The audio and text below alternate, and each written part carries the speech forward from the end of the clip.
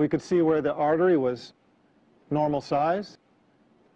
We could see where it was normal size on the other side, but right in the middle, there was this tight coarctation where the artery narrowed down to almost nothing. So that was the condition of my child. She was dying. Her body was suffocating. Now, as a doctor, I understood what this meant. I had assisted on numerous cardiothoracic surgeries. I knew that this almost certainly meant for this child that she would undergo emergency thoracic surgery. They would cut open her chest. They would replace the vessel with a graft. And these children, in general, don't do well. Given the technology of the time, about 20 years ago, my expectation was that my daughter would have the surgery, survive a few years, need to have the surgery again to replace the graft as she grew, and eventually the graft would fail and she would die. Now, that was my understanding at the time. That was the understanding of the intensivist, the doctor caring for my daughter at the time. So we were standing over this one-day-old baby, not even one-day-old baby, whose body was dying for lack of oxygen, and we were just watching her die. They called in a cardiothoracic surgeon from the Children's Hospital across town in Washington, D.C. When he came to see my daughter, I had to leave because I was emotional and I was not helping things. I was not helping them to do their job. I left the intensive care unit. I went down the hallway. Because it's an intensive care unit, there's a prayer room nearby. Now, I remember very clearly walking into that room and praying for the first time in my life with sincerity. And I remember it because I had never prayed with sincerity before. All of my life, I had been in charge. If there was anything that I needed, I knew how to go after it. If there was anything I wanted, I knew what I had to do to get it. I had never been in the position in my life where I faced a situation that I felt I couldn't handle it, where I knew that I was helpless. Now, a lot of people think that I came to Islam through Christianity. In a way, that's true, and I'll come to that. But at the time, it was not. I was never, at any time in my life, Christian. I used to be atheist. I was one of those who denied the existence of God. In fact, I tried to argue people away from believing in God. When I went into that prayer room, I remember one thing hit me right away, and that is that it was just a prayer room. There were no crosses, no crucifixes, no statues. There were no religious symbols at all. And immediately, I felt it was the right place to be. But because I was atheist, I prayed a prayer which I have since come to know is a little bit infamous. It's a kind of a weak prayer, but it has its strength. And that prayer is, "Oh God, if you are there." You have to remember, I had spent all of my life denying God, denying His existence. At that moment, I realized there was nothing I could do. There was nothing in my worldly power to help this child. And I knew that the only power, if it did exist, that could help my child was the Almighty. So the only way I could pray was to pray, "Oh God, if you are there." And I admitted, I was honest. I said, "I don't know if you're there or not. but if you are there, I need help. And I made a deal. I made a promise. I asked God if he saved my daughter, and then if he guided me to the religion that was most pleasing to him, that I would follow.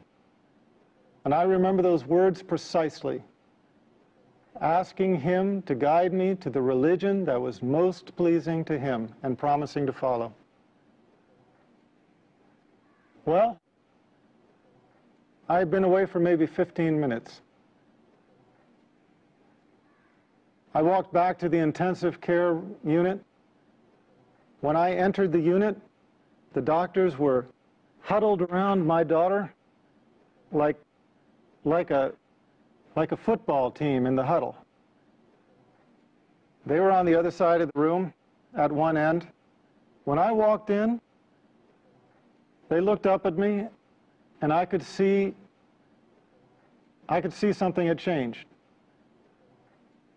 When I walked up to them, the cardiothoracic surgeon just looked me in the eye and said she was going to be okay. The doctors around me did not understand it. He went on to give an explanation. He started talking about a patent ductus arteriosus and how he explained the fact that my daughter was going to be okay. And I looked around at the other doctors' faces, and I realized that I was not the only one that did not buy that explanation. And I realized that although that explanation worked for him, it just simply didn't work for me. I had prayed with sincerity for the first time in my life, and I could only believe that this was the hand of my Creator. We took an ultrasound before that showed this life-limiting condition. We took an ultrasound after, and she was completely stone-cold normal. She never had surgery. She never had medicine. She just went to becoming a completely normal child. As a matter of fact, she entered college this year. When I saw this miracle, I realized I had made a promise. And I realized that if I did not fulfill that promise, I would be blameworthy. So I started searching. I had promised my Creator that if he would guide me to the religion most... അപ്പോൾ മനസ്സിലായവർക്കും മനസ്സിലാകാത്തവർക്കും കൂടി ഒന്നുകൂടി പറയുകയാണ്. അദ്ദേഹം doctor Lawrence brown എന്ന് പറയുന്ന അമേരിക്കക്കാരനായ ഒരു ഡോക്ടറാണ്. അദ്ദേഹത്തിൻ്റെ 1970-കളിലെ ഒരു സംഭവമാണ് അദ്ദേഹം പറഞ്ഞത്. രണ്ടാമത്തെ കുഞ്ഞ് പ്രസവിച്ച് വീണപ്പോൾ നീല നിറമായിരുന്നു, ഓക്സിജൻ ശരീരത്തിലേക്ക് എത്താത്തതിനാൽ. എന്തുകൊണ്ടങ്ങനെ വന്നു? ഹൃദയത്തിൽ നിന്ന് രക്തം പമ്പ് ചെയ്യുന്നില്ല എന്ന്. ഹൃദയം ഇടിക്കുന്നില്ല.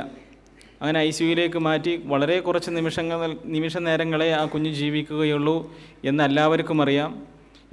എന്തായാലും അവർ ഓപ്പറേഷൻ ചെയ്ത് ആ വെയിൻ മാറ്റിവെക്കാൻ തീരുമാനിക്കുകയും അങ്ങനെ ഓപ്പറേഷന് വേണ്ടി വേറെ ഹോസ്പിറ്റലിൽ നിന്ന് ഡോക്ടർ വരികയും ചെയ്ത സന്ദർഭത്തിലാണ് അദ്ദേഹം അവിടെ നിന്ന് ഇറങ്ങിയത്. അദ്ദേഹം ഒരു നിരീശ്വരവാദിയായിരുന്നു. യേശു ഉണ്ടെന്നോ ദൈവമുണ്ടെന്നോ ഒന്നും അങ്ങനെയുള്ള രൂപത്തിലൊന്നും, ക്രിസ്ത്യാനിയായിട്ടാണ് ജനിച്ചത് എങ്കിലും ഒരു രൂപത്തിലും അദ്ദേഹത്തിന് ദൈവവിശ്വാസമുണ്ടായിരുന്നില്ല. പക്ഷേ അദ്ദേഹം ഉറപ്പാണ് അദ്ദേഹത്തിന്, കാരണം അദ്ദേഹം ഇതുപോലുള്ള ഒരുപാട് കേസുകൾ ഹാൻഡിൽ ചെയ്തിട്ടുള്ള ആളായതിനാൽ അദ്ദേഹത്തിന് ഉറപ്പാണ് എന്താ സംഭവിക്കാൻ പോകുന്നതെന്ന്. നിസ്സഹായനാണ്, ഒരാളും സഹായിക്കാനില്ല. മാത്രമല്ല ലോകത്തിലെ തന്നെ വളരെ പ്രശസ്തമായ ഒരു ഹോസ്പിറ്റലാണ്. ഇവിടെ നിന്ന് ഇനി വേറെ എവിടേക്കെങ്കിലും കൊണ്ടുപോകാനും കഴിയുകയുമില്ല. നിസ്സഹായതയുടെ ഏറ്റവും വലിയ അവസ്ഥയാണ്. അപ്പോൾ അതുവരെ ദൈവത്തെ നിഷേധിച്ച് നടന്നിരുന്ന ആ മനുഷ്യൻ പ്രാർത്ഥനാ മുറിയിൽ പോയിട്ട് പറയുകയാണ്, ദൈവമേ നീ ഉണ്ടോ എന്നെനിക്കറിയില്ല, നീ അവിടെ ഉണ്ട് എങ്കിൽ എനിക്ക് ഹെൽപ്പ് വേണം. നീ അവിടെ ഉണ്ടോ എന്ന് എനിക്കറിയില്ല, കാരണം ഞാൻ ഇല്ലയെന്ന് വിശ്വസിച്ച് നടന്നിരുന്നവനാണ്. ഉണ്ട് എങ്കിൽ എനിക്ക് നിൻ്റെ ഹെൽപ്പ് വേണം. കാരണം ഇവിടെ സഹായിക്കാൻ നീ ഉണ്ട് എങ്കിൽ നിനക്ക് മാത്രമേ, ജനങ്ങളൊക്കെ പറയുന്നതിൻ്റെ അടിസ്ഥാനത്തിൽ നിനക്ക് മാത്രമേ ഇവിടെ എന്നെ സഹായിക്കാൻ പറ്റൂ. നീ അങ്ങനെ എന്നെ സഹായിക്കുകയാണെങ്കിൽ നീ എന്നെ എന്ത് ചെയ്യണം? നിനക്കിഷ്ടപ്പെട്ട ഒരു മതത്തിലേക്ക് നീ എന്നെ ചേർക്കുകയും ഞാൻ പിന്നെ അതനുസരിച്ച് ജീവിക്കുകയും ചെയ്തോളാം എന്നാണ് അദ്ദേഹം പറഞ്ഞത്. അദ്ദേഹം പറഞ്ഞത് ഒരു 10-15 മിനിറ്റാണ് അദ്ദേഹം ആ ICUവിൽ നിന്ന് മാറി നിന്നത്. എന്നിട്ട് തിരിച്ച് ICUവിലേക്ക് ചെല്ലുമ്പോൾ കാണുന്ന അത്ഭുതമാണ് ഇദ്ദേഹത്തെ ഇസ്ലാമിലേക്ക് കൊണ്ടുവന്നത്. എന്താണ്? സാധാരണഗതിയിൽ നോർമലായി കൊണ്ടിരിക്കുകയാണ് ആ കുഞ്ഞ്, സാധാരണഗതിയിലേക്ക് എത്തിക്കൊണ്ടിരിക്കുകയാണ്.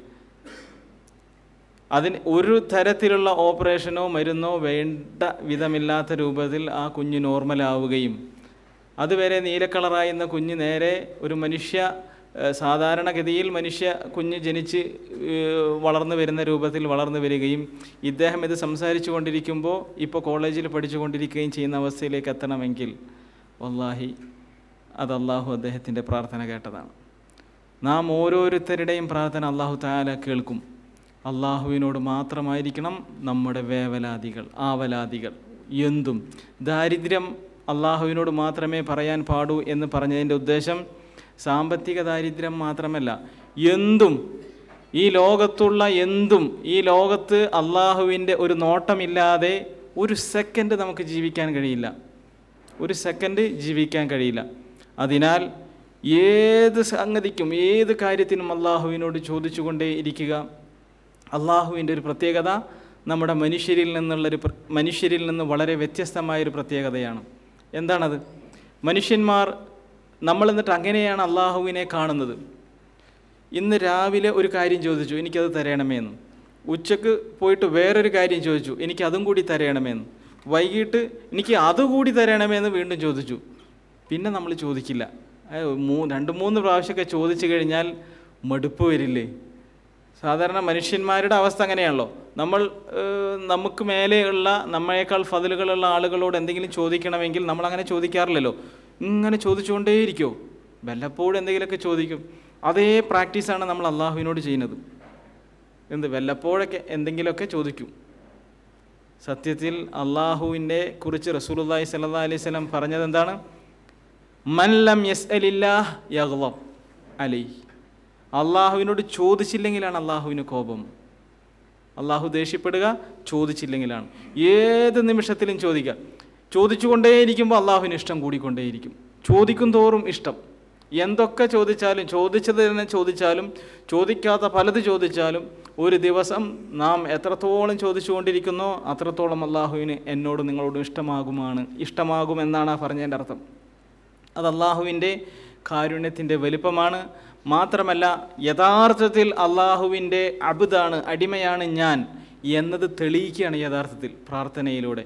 എന്ത് കാര്യങ്ങൾക്കും പ്രാർത്ഥിക്കുക, ഏത് വിഷയത്തിനും പ്രാർത്ഥിക്കുക. പ്രാർത്ഥന മാത്രമാണ് നമ്മെ ജീവിതത്തിൽ മുന്നോട്ട് നയിക്കുന്നത് എന്ന യാഥാർത്ഥ്യം തിരിച്ചറിയുക. മരുന്ന് കഴിച്ചാലും പ്രാർത്ഥന വേണം, മരുന്ന് കഴിച്ചില്ലെങ്കിലും പ്രാർത്ഥന വേണം. പ്രാർത്ഥനയാണ് നമ്മെ രക്ഷപ്പെടുത്തുന്നത്, മരുന്നല്ല. മരുന്ന് അള്ളാഹുവിൻ്റെ ഹുക്കുമാണ്. ആ ഹുക്കുമുകളെ ഏത് സമയത്തും മാറ്റിമറിക്കാൻ കഴിയുന്നവനാണ് ആര്? അള്ളാഹു തആല. വല്ലാഹി യഥാർത്ഥത്തിൽ ശരിക്ക് നമ്മൾ ഈ പറഞ്ഞ രൂപത്തിലുള്ള അള്ളാഹുവുമായിട്ടുള്ള ബന്ധം, ഹൃദയബന്ധമുള്ള മനുഷ്യൻ പച്ചവെള്ളം കുടിച്ചിട്ടാണ് അള്ളാഹുവേ ഇതിലൂടെ എൻ്റെ രോഗം മാറ്റണമേ എന്ന് പറഞ്ഞാൽ വല്ലാഹി ആ രോഗം മാറിയിരിക്കും, അത് എത്ര വലുതാണെങ്കിൽ പോലും. എന്തേ കാരണം? നമുക്കറിയാലോ, നമ്മുടെ ശരീരത്തിൽ സംഭവിക്കുന്ന രോഗങ്ങൾ രോഗാണുക്കളൊക്കെ വന്നിട്ടുള്ളതാണ് അല്ലേ? ഏറ്റവും വലിയൊരു കാര്യം സംഭവിക്കുക എന്താണ്? നമ്മളുടെ രോഗം മൂർച്ഛിച്ചാൽ എന്താ സംഭവിക്കുക? മരിച്ചു പോവും. എന്താ മരിച്ചു പോകുക എന്ന് പറഞ്ഞാൽ ശരീരത്തിൽ നിന്ന് റൂഹ് അങ്ങോട്ട് പോവും. പിന്നെ ബർസഖാണ്. ശരീരത്തിൽ നിന്ന് റൂഹ് മേലേക്ക് പോയാൽ പിന്നെ ബർസഖാണ്. പിന്നെ ഒരു ബന്ധമില്ല, ഈ ദുനിയാവിലുള്ള ആളുകളായിട്ട് യാതൊരു ബന്ധമില്ല, ബർസഖിലാണ്, വലിയ മറയിലാണ്. അങ്ങനെ പോയ ആൾക്കാരെ തിരിച്ച് അല്ലാഹു തആല കൊണ്ടുവന്നിട്ടുണ്ട് എങ്കിൽ പിന്നെ ഇപ്പോൾ ഈ ശരീരത്തിനകത്തുള്ള